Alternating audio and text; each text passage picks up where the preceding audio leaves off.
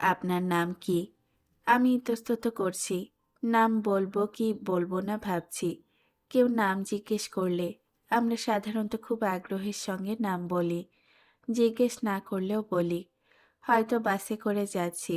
পাশে অপরিচিত এক ভদ্রলোক। দু একটা টুকটাক কথা হবার পরই হাসি মুখে বলি, ভাই সাহেব আমার নাম হচ্ছে এই, আপনার নামটা? মানুষ তার এক জীবনে যে শব্দটি সবচেয়ে বেশি শোনে তা হচ্ছে নিজের নাম।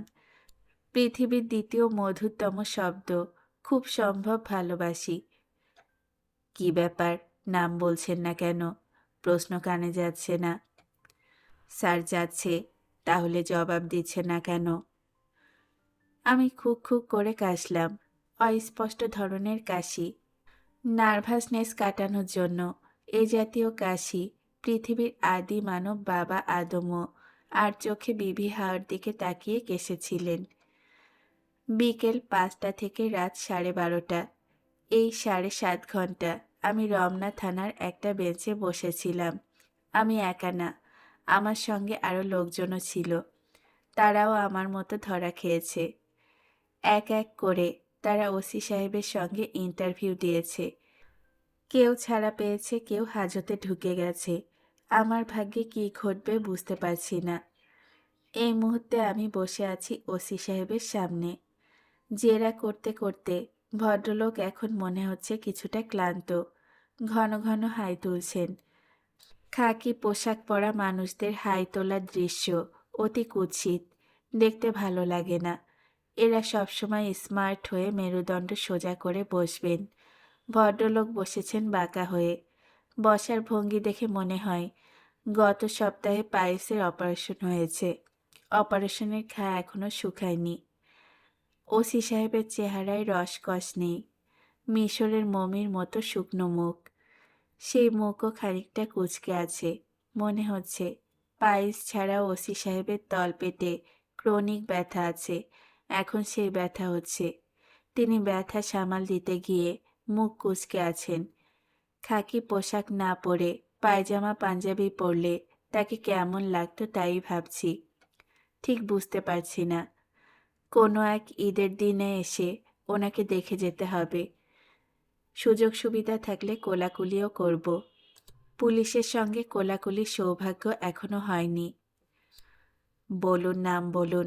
মুখ সেলাই করে বসে থাকবেন না। আমি আবারও কাশলাম। খাকি পোশাক পরা কাউকে আসল নাম বলতে নেই। তাদের বলতে হয় নকল নাম। ঠিকানা জিজ্ঞেস করলে ভুল ঠিকানা দিতে হয়। বাসা যদি হয় মালিবাগ, তাহলে বলতে হয় তল্লাবাগ। হিমু নামের বদলে তাকে ঝিমু বললে কেমন হয়? খানিকক্ষণ ঝিম ধরে বসে আছি, কাজেই ঝিমু। সবচেয়ে ভালো হয় শত্রু টাইপ কারোর নাম ঠিকানা দিয়ে দেওয়া। তেমন কারোর নাম মনে পড়ছে না। নাম শোনার জন্য ওসি সাহেব অনেকক্ষণ অপেক্ষা করছেন। এবার তার ধৈর্যচ্যুতি হলো। খাকি পোশাক পরা মানুষের ধৈর্য কম থাকে। উনি তাও মোটামুটি ভালোই ধৈর্য দেখিয়েছেন। নাম বলছেন না কেন? নাম বলতে অসুবিধা আছে? জি না স্যার। অসুবিধা না থাকলে বলুন, ঝেড়ে কাশুন। আমি ঝেড়ে কাশলাম। বললাম, হিমু। আপনার নাম হিমু? Yes sir. আগে পিছে কিছু আছে না শুধুই হিমু? শুধুই হিমু। বাবা হিমালয় নাম রাখতে চেয়েছিলেন, শর্ট করে হিমু রেখেছেন। শর্ট যখন করলেনই তখন আরও শর্ট করলেন না কেন? শুধু হি রেখে দিতেন। কেন যে হি রাখলেন না আমি তো স্যার বলতে পারছি না। উনি কাছে থাকলে জিজ্ঞেস করতে পারতাম। উনি কোথায়? নিশ্চিত করে বলতে পারছি না কোথায়। খুব সম্ভব 7টা দোজকে যে কোনো একটায় অবস্থান করছেন। ওসি সাহেবের কোঁচকানো মুখ আরও কুঁচকে গেল। মনে হচ্ছে ভদ্রলোক রেগে যাচ্ছেন। খাকি পোশাক পরা মানুষকে কখনো রাগাতে নেই। আপনার ধারণা আপনার বাবা দোজকে আছেন? জি স্যার। ভয়ঙ্কর পাপী মানুষ ছিলেন। দোজক নসিব হবারই কথা। উনি ঠান্ডা মাথায় আমার মাকে খুন করেছিলেন। ৩০২ ধারার কেস হবার কথা, হয়নি। আমার বয়স তখন ছিল অল্প। তাছাড়া বাবাকে অত্যন্ত পছন্দ করতাম। আপনার ঠিকানা কি? স্থায়ী ঠিকানা? স্যার, আমার স্থায়ী ঠিকানা হলো পৃথিবী, দ্য প্ল্যানেট আর্থ। ওসি সাহেব সেক্রেটারিয়াট টেবিলের মতো একটা টেবিলের ওপাশে বসে আছেন। তিনি আমার দিকে খানিকটা ঝুঁকে এলেন। তার মুখ ভয়ঙ্কর দেখাচ্ছে। মনে হয় তলপেটের ক্রনিক ব্যথাটা হঠাৎ বেড়ে গেছে। তিনি থমথমে গলায় বললেন, "তেড়রামি করছো। রোলারের $1 খেলে তেড়রামি বের হয়ে যাবে। রোলার চেনো?" "জি স্যার, চিনি।" "আমার মনে হয় ভালো করে চেনো না। পুলিশের লোকেরা যেমন অতি দ্রুত তুমি থেকে আপনিতে চলে যেতে পারেন, তেমনি অতি দ্রুতই আপনি থেকে তুমি, তুমি থেকে তুইয়ে নেমে যেতে পারে। এই বেশ খাতির করে সিগারেট দিচ্ছে, লাইটার দিয়ে সিগারেট ধরিয়ে দিচ্ছে। হঠাৎ মুখ গম্ভীর করে তুমি শুরু করলো। তারপরই গালে প্রচণ্ড থাবড়া দিয়ে শুরু করলো তুই। তখন চোখে অন্ধকার ছাড়া গতি নেই। আমি শঙ্কিত বোধ করছি। ওসি সাহেব হঠাৎ করে আপনি থেকে তুমিতে চলে এসেছেন। লক্ষণ শুভ নয়। গালে থাবড়া পড়বে কিনা কে জানে। আশঙ্কা একেবারেই উড়িয়ে দেওয়া যায় না। তোমার স্থায়ী ঠিকানা হচ্ছে পৃথিবী, the planet earth. Yes sir. বোমা কিভাবে বানায় তুই জানিস? আমি আঁতকে উঠলাম। তুমি থেকে তুইয়ে ডিমোশন হয়েছে। লক্ষণ খুব খারাপ। 4 নম্বর বিপদ সংকেত। ঘূর্ণিঝড় কাছেই কোথাও তৈরি হয়ে গেছে। এদিকে চলে আসতে পারে। সমুদ্রগামী সকল নৌযানকে নিরাপদ আশ্রয়ে যেতে বলা হচ্ছে। কি কথা আটকে গেছে যে? বোমা বানাবার পদ্ধতি জানিস? বোমা বানাতে কি কি লাগে? নির্ভর করছে কি ধরনের বোমা বানাবেন তার ওপরে। অ্যাটম বোমা বানাতে লাগে ক্রিটিক্যাল মাসের সমপরিমাণ বিশুদ্ধ ইউরেনিয়াম 235 ফ্রি নিউট্রেশনের সঙ্গে বিক্রিয়া শুরু হয়। জর্দার কৌটা কিভাবে বানায়? জর্দার কৌটা টাইপ বোমা বানাতে লাগে পটাশিয়াম ক্লোরেট, সালফার কার্বন এবং কিছু পটাশিয়াম নাইট্রেট। ক্ষেত্র বিশেষে ইয়েলো ফসফরাস ব্যবহার করা হয়, তবে ব্যবহার না করলেই ভালো। ইয়েলো ফসফরাস ব্যবহার করলে আপনা আপনি বোমা ফেটে যাবার আশঙ্কা থাকে। মনে করুন আপনি জর্দার কৌটা পকেটে নিয়ে যাচ্ছেন। হঠাৎ সম্পূর্ণ বিনা কারণে পকেটে বোমা ফেটে যাবে। ভয় পেয়ে আপনি দৌড়ে থানায় এসে দেখবেন আপনার এই পা উড়ে চলে গেছে। প্রচণ্ড টেনশনের জন্য আপনি এক পায়েই দৌড়ে চলে এসেছেন। বুঝতে পারেননি? ওসি সাহেব হুঙ্কার দিলেন, রসিকতা করবি না তেদরের বাচ্চা। লেবু কষলে যেমন রস বের করে, মানুষ কসলালেও আমরা রস বের করি। এইটুকু বলেই তিনি পেছনের দিকে তাকিয়ে চাপা গলায় ডাকলেন, আকবর, আকবর। আকবরকে কে জানে? আমি ঝিম ধরে আকবরের জন্য অপেক্ষা করছি। সাধারণত রাজা বাদশার নাম বয় বাবুর্চির মধ্যে বেশি দেখা যায়। চাকর বাকর বয় বাবুর্চিদের নামের 70 ভাগ জুড়ে আছে। আকবর, শাহজাহান, জাহাঙ্গীর, সিরাজ। আমার অনুমান সত্যি হলো। আকবর বাদশাহ যেন বের হয়ে এলেন। তার বয়স 12 কি 13, পরনে হাফ প্যান্ট, গায়ে হলুদ গেঞ্জি। আকবর বাদশাহ সম্ভবত ঘুমোচ্ছিলেন। ঘুম এখনো কাটেনি। ওসি সাহেব হুঙ্কার দিলেন, হেলে পড়ে যাচ্ছিস কেন? সোজা হয়ে দাঁড়া। আকবর সোজা হয়ে দাঁড়ালো। পিট পিট করে চারিদিকে দেখতে লাগলো। ওসি সাহেব বললেন, চা বানিয়ে আন। হিমু সাহেবকে ফার্স্ট ক্লাস করে 1 কাপ চা বানিয়ে খাওয়া। আকবর মাথা অনেকখানি হেলিয়ে সায় দিল। কয়েকবার চোখ পিটপিট করে তাকিয়ে বিকট হাই তুলল। সে যেভাবে হেলতে দুলতে যাচ্ছে তাতে মনে হয় পথেই ঘুমিয়ে হুমড়ি খেয়ে পড়ে যাবে। ওসি সাহেব আমার দিকে ফিরলেন।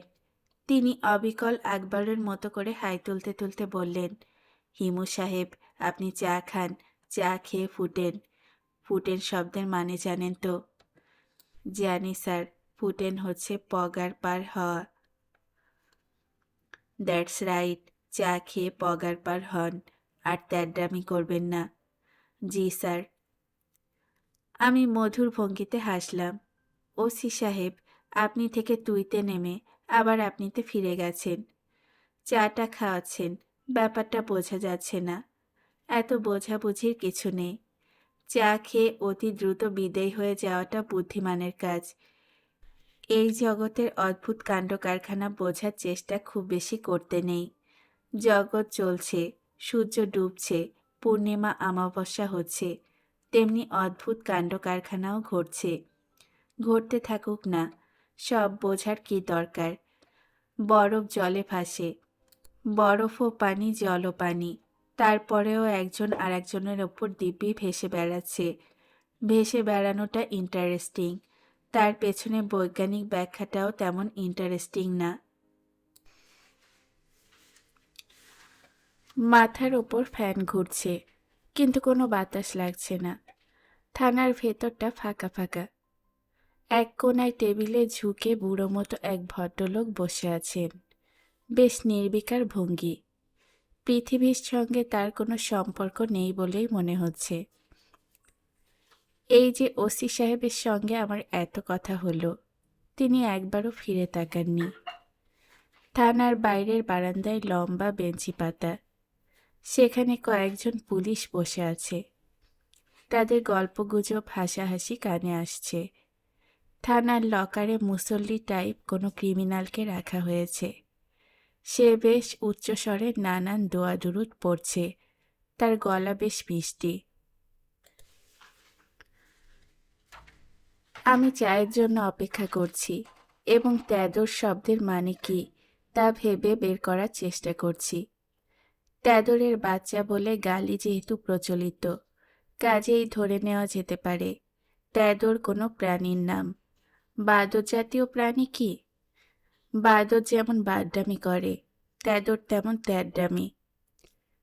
ওসি সাহেবকে ত্যাদর শব্দের মানে কি জিজ্ঞাসা করা কি ঠিক হবে? উনি রেগে গিয়ে আবার আপনি থেকে তুইয়ে নেমে যাবেন না তো? এই রিস্ক নেওয়া কি ঠিক হবে? ঠিক হবে না। তার চেয়ে বরং ভালো বাংলা জানে এমন কাউকে জিজ্ঞেস করে জেনে নেওয়া যাবে। তাড়াহুড়ার কিছু নেই। মারিয়ার বাবা আসাদুল্লাহ সাহেবকে জিজ্ঞেস করা যেতে পারে।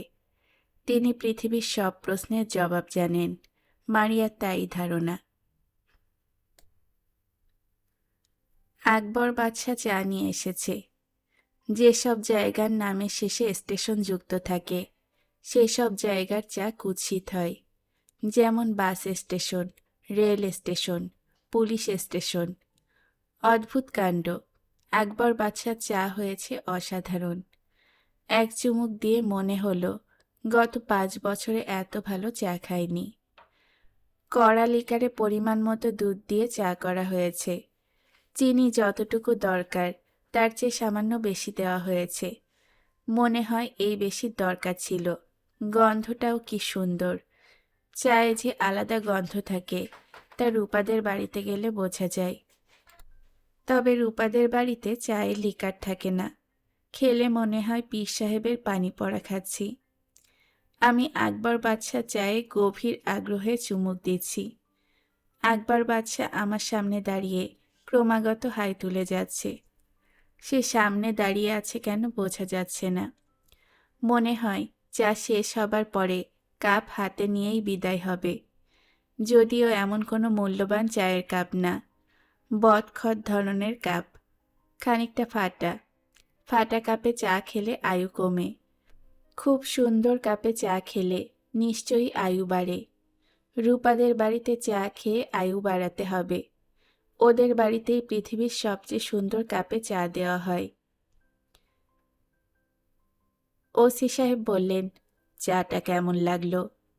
আমি বললাম, স্যার ভালো। কেমন ভালো? খুব ভালো, অসাধারণ, জীবনানন্দ দাশের কবিতার মতো। কোন কবিতা? আমি গম্ভীর গলায় আবৃত্তি করলাম। এই সব ভালো লাগে। জানালার ফাঁক দিয়ে ভোরের সোনালি রোদ এসে আমারে ঘুমোতে দেখে বিছানায়। আমার কাতর চোখ, আমার বিমর্ষ ম্লান চুল, এই নিয়ে খেলা করে সে জানে বহুদিন আগে আমি করেছি কি ভুল। পৃথিবীর সবচেয়ে ক্ষমাহীন গাঢ় এক রূপসীর মুখ ভালোবেসে। ওসি সাহেব বললেন, আরেক কাপ খাবেন? জি না। কবিতার মতো চা যখন গোটা ৫-৬ কাপ খান। পরের কাপটা হয়তো ভালো হবে না। আমার ধারণা চা এখানে ভালো হয় না। আজ হঠাৎ করেই ভালো হয়ে গেছে। স্ট্যাটিস্টিক্যাল প্রবাবিলিটির ভেতর দিয়ে গেছে। স্ট্যাটিস্টিক্যাল প্রবাবিলিটি বলে ১,০০,০০০ কাপ চা যদি বানানো হয় তাহলে ১,০০,০০০ কাপ চায়ের ভেতরে ১ কাপ চা হবে অসাধারণ। ওসি সাহেব থমথমে গলায় বললেন, সায়েন্স কপচাবি না। আমি বিনীত ভঙ্গিতে বললাম, জি আচ্ছা স্যার। এখন বল, তোর বোমা বানানোর কারখানাটা কোথায়? সাঙ্গপাঙ্গদের নাম বল। ৫ মিনিটের মধ্যে ঝেড়ে কাশবি, নয়তো ঠেলার চোটে চা যে খেয়েছিস সেই চা নাক মুখ দিয়ে বের হবে। শুরু কর। কি সর্বনাশের কথা! আমার ব্রহ্মতালু শুকিয়ে ওঠার উপক্রম হলো। এ কি সমস্যায় পড়া গেল! ওসি সাহেব সিগারেট ধরাতে ধরাতে বললেন, নিজ থেকে কথা বলতে চাইলে ভালো কথা, নয়তো রোলারের গুতা দিয়ে সব বের করব। নাভির ১ ইঞ্চি ওপরে গুতা দিলে আর কিছু দেখতে হবে না, গত জন্মের কথাও বের হয়ে আসবে। আমি শুকনো গলায় বললাম, স্যার একটা টেলিফোন করতে পারি?